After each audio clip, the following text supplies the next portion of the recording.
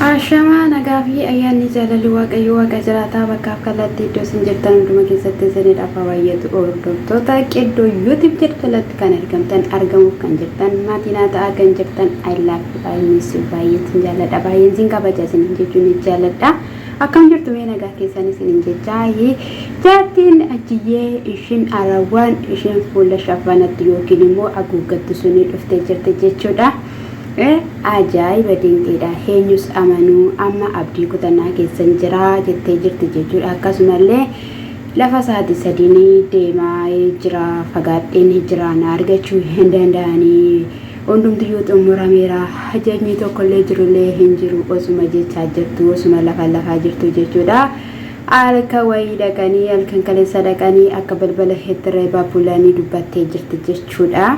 Bisa kanas immoo hiriyaan ishii manatti ishii istee akka baqatteedha jechuudha yookiin immoo baatee akka ala bulteedha kan ishiin dubbatte jechuudha baay'ee balbala natti reebaa turanii akkasumallee hiriyaan koodhaayi mana hin bullee ani qophaa koo mana bulee jala hin banne eenyudha jedhee na baay'ee shakkaa ture ganama ka'een immoo hiriyoota yookiin immoo namoota naannoo ollaa kanaa gaafanii gaafadhu abdii fi seedoo akka ta'anii kanii natti himamee jiru eenyutu iddoo kanaaf to'achise yookiin immoo ittimee akkamittiin baruu danda'anii ishuma geelee kootii ittimee jettee jirti jechuudha mucayyoon kunis immoo maqaa ishii himuu hin barbaadu maqaa ishii immoo inni ishii dhuftee ni bartuu rakkoo tokkollee hin qabu ani kana sana siniin jedhu gaafa jettee jettu ishii kaatolee kaayyaa dhuftu jennanutis teenye jechuudha gidduu kanatti geeleen kajjettee balbala ishii rukuttee banattee seente gaafa ol jentu ishii diriif kattee lafa teessee jechuudha cubbuun caaltu silaa namoota hundumayyuu bakkuma deemanitti isaan rukutaa jira jechuudha mashini isa soof irratti yeroo alaa dhufte lafaan dhufte soofarra gangalattee miila walirra keeyyattee jettu amma lafa teessi jechuudha lafa teessee heegdee maaliif teessadoo kana gaafa ishiin jettuuni rakkoon qabu kottu taa'iyatteen jechuudha sana booddee gaafa kaanidhaayi waan isaanaa isaas baay'ee hin nagaamu waan isaa hin beeku waca wanta ta'e saumaayuu naaf hin qabamne garuu akka abdii kutannaa keessa jirtuudha jechuudha maalidhaayi ani si'ini geelee koo yookiin immoo hiriyaa kooti jedhee sitti baqadhe miti jennaaniin maal ta'ee rakkoo kee himadhu rakkoo kee hin himanne taanaan immoo yookiin immoo waan dhageesse wanta sirra ga'e hin himanne taanaanii akkamitti nan beekuu danda'a gaafa ishiin jettuuni maaliif manatti nagattee anan keessummaa maaliif ala bultee gaafa jettuuni ani akkasumatti ala bulee achumaan immoo hojii kiyya deemadhee hojii kiyya hoolladhee gaalaa jira jette jechuudha achi booddee wantati tokko hin jiru yaalkanidaayi waan tokkotu narra ga'ee jinnaan maaltu sirra ga'ee jinnaan dhufaniitu balbala natti reebaa turanii isa kanas immoo situtti mul'isuu jettee jechuudha isaan dura garuudhaayi maali hatimee maaf akkas godhatta ati nama abbaa ijoollee ta'ee haadha manaa qabutti nama heerumedha maaltu abbaa manaa jala si kaachisee jettee naata ajjiin beektu jennaanii ajjiyoon beekee abdii fi seedoon beeku jettee jechuudha mucayyooni gidduu kana keessatti walitti ka'anii achuma sumatu ergee waa malee baatee alambullee sababni isaayyuu wal quunnamuu isaatidha innaati jirtu namni dhufe tokkollee hin jiru ture amma garuu ati baanaanii namni dhufe kun immoo dhaahii kan ilaalchisu akkati harka keessaa qabdudha iddoo kanaan ani geeddarachuu nan danda'a iddoo kana malee ani nama hin qabu sitti fakkaate si'in malee dhaahii ani nama baay'ee ni qaba jetteen jechuudha gidduu kanatti waan akkanaa narraa dhaabii hani namatti hime hin qabu namaan faana walii galee si hin qabu si jammariyyuu si faana taa'uuni si faana jiraachuu jechuuni bineensa qaqqeetii faana gaaree miti jettee jechuudha mucayyooni kana irratti mul'atu jette jechuudha nama ajaa'iba garuu nama ajaa'iba video kana irratti immoo jechuudha akkuma nana kan siniin jedhu sashiin garaan qaba jettee maal jettu iddoo ishiin itti dhaabbatte tokkotu jira muka jechuudha muka gogaa jechuudha muka gogaa qoraaniif qophaa'e fakkaata garaan ishee jechuudha abeetu yenna malee waan jennu hin qabnu ishii waan baay'eedhaayi hojiin ishiin hojjatte garuu galma gaafii hin jiru ammallee jechuudha jaartii ajjiitti nama kamiyyuu taaxireessu ittaaxiraa'u namni itti nurgaayi namni itti nurgaa'in ishii waan baay'ee hojjette miidhama baay'ee gooteetti kanaafiyyuu lafa deemtutti fooliin nama itti urgaa osoo hin taane taaxiraa'u nama ishii taaxireessu sanas haa ta'u kana yeroo gabaabaa guyyaa muraasa keessatti akka ishiin qabamtu abdiif amantii guddaa qabna jechuudha. Achuma jirti safarum sana jirti mucaa kana immoo mucaa ishii nama wajjiniidhaan viidiyoo kana hojjechaa jirtu immoo jechuudha. Chaanaluma abdii irratti argee jira jechuudha. Hani yeroo wayii argamteetti jechuudha to viidiyoo waraabanii jechuudha. Isa kanadha kanaafiyyuu inni qabamti isiniin jedha. Kan biraa immoo dubartii tokko jechuudha. Jireenya wal fakkaataa jiraattee isas immoo biyya Dubaay keessaa kan hojjechaa turte waggoota hedduudhaaf sana booddee garuu waggaa muraasa hojjettee booddee mana kontiraataatii baddee hiriyoota ishii bira teesse kan ala hojjechaa turte. Kana gidduutti immoo jaalalli kan dhiyaatee fi jaalalli gaafa dhiyaatuu fi inni waan hundumaa guuttatee fi viizaallee qabaanaaf illee viizaa naa baasa jechuudhaan goboomte gara gaa'elatti kan seentee edda gaa'elatti seentee booddee immoodhaa akka dhala barbaadu kan hittimee jechuudha. Ishinis ulfoofte sana booddee ati gara biyyaa galiiti ani immoo sana booddeen dhufa kan jedheen biyya gara biyyaatti galuu ishiitiin dura immoo mana hidhaa kan turte jechuudha. Mana hidhaatti hidhamtee sana booda osoo maatii faana waliin argin mana kireessanii fi mana kiraa keessa kan turte. Abbaa manaa ishii sunis immoo nan dhufa kan jedheen osoo hin dhufin gara biyya Landanitti kan darbe. Sanaan dura ishiidhaan dura gaa'ela ishii faana dhaabbachuudhaan dura gaa'ela kan qabu jechuudha. Garuu ishiin da'uu dhiisuurraatiin kan ati manaan dura da'uu dhiisuurraatiin kan ka'e ishii kana akka jaalate ishii sana faana immoo araaramee gara biyya Landanitti kan deeme. Namoota baay'eenis gaafachiisanii hiriyoota baay'eenis obboloonnis gaafatanillee haa ta'uyyuu malee inni deebisuufi kan diide jechuudha. Sana booddee gaa'ii inni maalis haa ta'u gara isheetti deebi'uu baatuyyuu dhalli sun dhalate jechuudha. Adda Itoophiyaatti deebite.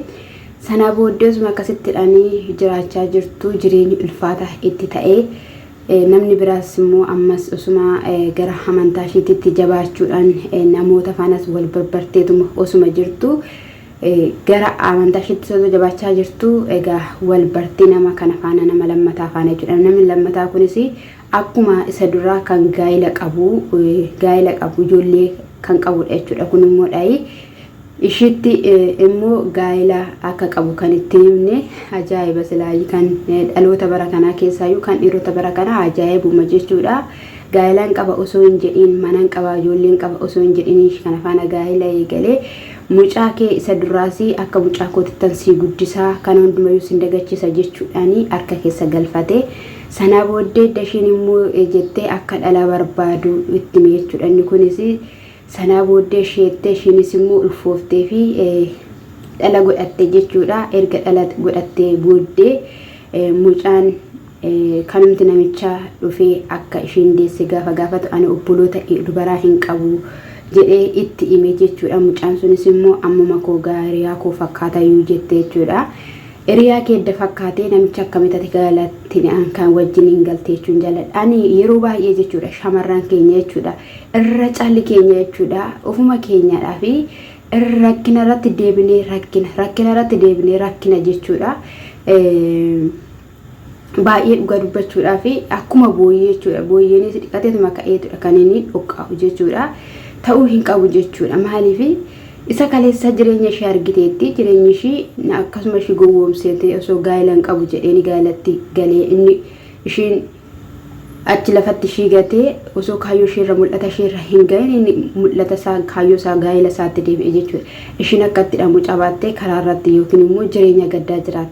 Ammas inni kunis akkamatti ishee gowwoomse inni duraa akkana godhee inni lammataa kunoo maallaa godha jedhee namni dhaabbatee hin xiinxalu dura gowwoomte miti nama biyyoota garaagaraa beekudha. Biyya harabaa keessa nama hojjete maatii ishiitti kennite jechuudha. Maaliif baatee kuttee hojjattee fooyyooftee ofin agarsiisne shamarran kuftee inni kaleessa si kuffisee ammas kan biraas si kuffisee akkasii argu maaliif goota qoy kaleessa kuftee tabiti isa kaleessa si kuffise fuulduratti waa qabattee milkooftee akka hin argu gochuu qabda jechuudha.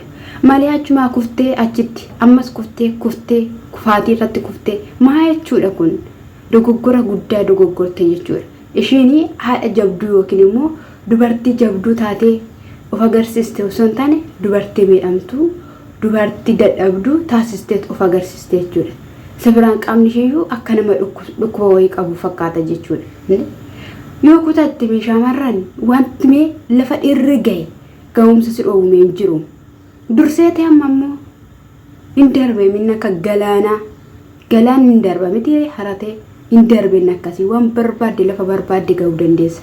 Ani durbummaa kooti yookiin immoo dubartummaa kooti iddoo kanatti na dhaabaa jettee wanta taan of keessa fiduu hin dandeessu jechuudha. Maaliif cabsee ba'uu hin danda'a, darbuu hin danda'a, dhalagoo guddifachuu hin danda'a jettee of jabeessitee ofiitee nagaa kee waaqayyoon kadhachaa nagaa koo bichaa naa eegi. Kanarraatiin kan hafe nangaa jettee kutannoodhaan yoo kaateetta ta'e kan akka kee boru milkaa'ee argamu hin jiru jechuudha. Dhiironni baay'een dubartoonni baay'een jechuudha kutatanii dhalaniituma jechuudha maatii isaanitti kennanii yookiin namatti kennanii kutatanii biyyaa ba'anii har'a garuu gaararra kan jiran abbaa manaa isaanii lafa biyya keessa kan jiru jira. Akkasittidhaan ishiin kaleessaas kufte ammas hin kufte jechuudha. Ammas immoo sayyuu mucaa makootii jedheen namicha kana faana jiraachaa jira malee waan na gammachiisee miti jennaan namichi immoo walitti dhufeenyaan gootuu jennaan eeyyuu yoo si julfooftee jennaan akka hin ulfoofne of eegaan jira. Nama barbaade faana maal hojii jiraatta inde namni tokko 16 qabaatee hin ba'a. Umurii kee kana keessatti saatii kee kana keessatti hin gangalatta nama siif hin taane faana hin gangalatta taanaan gaafa umuriin kee achi deemu gaafa of dadhabdoo maal gootee gangalatta akkam taata hin baatee karaara ciistaa. Shamarran dammaqa dhugaan sin hin jedhe dammaqa. Warri biyya hormaa keessatti immoo gaa'ilaan gowwoomtan of eeggannoo. Gaa'illi yeroo kana hiikumsatti baay'ateera. Masagaajjaan dhugaa dubbachuudhaaf jechuudha. Akka namni odeessutti warra gaa'ila dhaabbatee mallatteessuuf adeemu osoo hin taane warra hiikumsaaf mallatteessu gaa'ila hiikuudhaan fichiisadhaan sana warreen sana turre baay'ata jedhamee dubbatama haasawamaa jira jechuudha. Gaa'illi guyyaadhaa guyyaatti miliyoonaan hiikamaa jira. Kan sana ajaa'ibu jechuudha. Kan akka hin taaneef jalqaba of eegi. Maal yoo gaa'ila malee afaan dhugaan siin jedhe gaa'ila malee afuu wayyaa gaa'ila borcamaatti galanii jiraachuudhaan na jechuudha. Kanaaf dhaabbadhu. Hirkattummaan hin jiraatin. Qabeenya kee waan hundumaa kee ilma dhiiraa amantee itti hin laatin. Abbaa manaa keettis hirkattee jiraachuu hin yaadin. Kan kooti jettee itti hin hirkatin. Irratti of hin gatin. Gaafa immoo hiriyaa qabattu ani sirratti hirkadhee jiraachuun barbaadu of danda'ee dhaabbachuun barbaada likkitti dhugaan siin jedhatoo gaa'ilatti hin galiin dura jechuudha. Jabduu ta'uu qabda bakka keessa kee waa jiraachuu qaba. Keessa kee waan jiru taanaani ulfaataadha jechuudha. Sisii taateetta dadhabduu taateetta akka namumaa wanni hin taateetta taanaan bara jiraattu hundumayyuu akka nama janqabne akka jechaa deemta jechuudha. Akkasittidhaan kana ta'uu hin qabu. Jabaadhu shamarre. Dammaqi. Jajjaboonni baay'een iyyuu gurguddoonni baay'ee kan jedhaman iyyuu kidoon argitu miidiyaa irratti bu'aa jiru jechuudha. Nyaatameera qabeenya koo dhabeera jedhanii jechuudha. Ati immoo keessaa yoo shinti beerii haadha hormaa dhixxee udaan gola haadha hormaa dhixxee fidduu in nyaatamta taanaan in qaanofte dhugaan siin jedha in salphatte jechuudha. Inni kaan illee amma ta'ellee cooma muratee guyyaa tokko nyaateera. Bargarii harkaan qabatee guyyaa tokko nyaateera. Ati garuu ruusii adii nyaattee naxala caamaa tokko waggaa lama hidhattee mudhii kee hidhattee gugguuftee miidhamuu qabdu. Amma shamarreen kun lafa hiriyoonni koo gaan hin geenye an akka hiriyoota kootii haadhan gargaarre abbaan gargaarre ofiifis hin taane jettee jechuudha. Namichiyyuu maalachi kototamta maalachi goota maaliidha inni akkanaa akkamittiin of yaaddee jechaanii jira jechuudha. سكنت أميجو كدية يوتيوب كان سبسكرايب لايك شير gochuudhaan copy link gochuudhaani na jajjabeessa yoga fi qabaatan immoo comment jalatti na barreessaa gudduma sin jaaladha guddaan sin kabaja dubartii jabduu ta'aa sinin jechuun jaaladha murattuu ta'aa sinin jedha warra kaleessa eessayyuu geessu lafa kamiyyuu geessu maal fiddi jedhanii duratti simboo qabaatanii waarkaan qabatanii cabbaxxi gootanii mul'achuu qabdu jechuudha mul'achuu qabdu anam mukee fi dhaamseenanii oduu odeessaa jira natto jira dafqira keessa yaa jira natto dhugaa dubbachuudhaaf subscribe na godhanii jedha shaalom guddaa sin jaaladha maayikii kana ammoo jechuudha warra naa geeddaruu barbaadda yoo